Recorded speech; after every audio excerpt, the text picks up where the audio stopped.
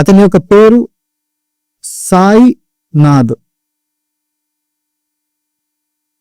So ఇక్కడ బాగా గుర్తుపెట్టుకోవాలి, ప్రతి ఒక్క పేరు అంటే ఒక పేరు చాలా మందికి ఉండొచ్చు, అదే పేరు వాళ్ళకి సేమ్ రిజల్ట్ ఇస్తుందా అంటే ఇవ్వదు. ఇది బాగా గుర్తుపెట్టుకోవాలి. ఒక పేరు 100 మంది కలిగి ఉండవచ్చు, కానీ అదే రిజల్ట్ అనేది అందరికి ఇవ్వదు. ఇది బాగా గుర్తుపెట్టు. అంతేగాని ఈ పేరు గల వాళ్ళందరూ మీరు ఇదైపోతారు, నాశనం అయిపోతారు, లేకపోతే అడుగు తింటారు, లేకపోతే టాప్ మోస్ట్ లీడర్ అయిపోతారు అంటే మాత్రం అవన్నీ కుదరవండి. అలాంటివి ఉండవు.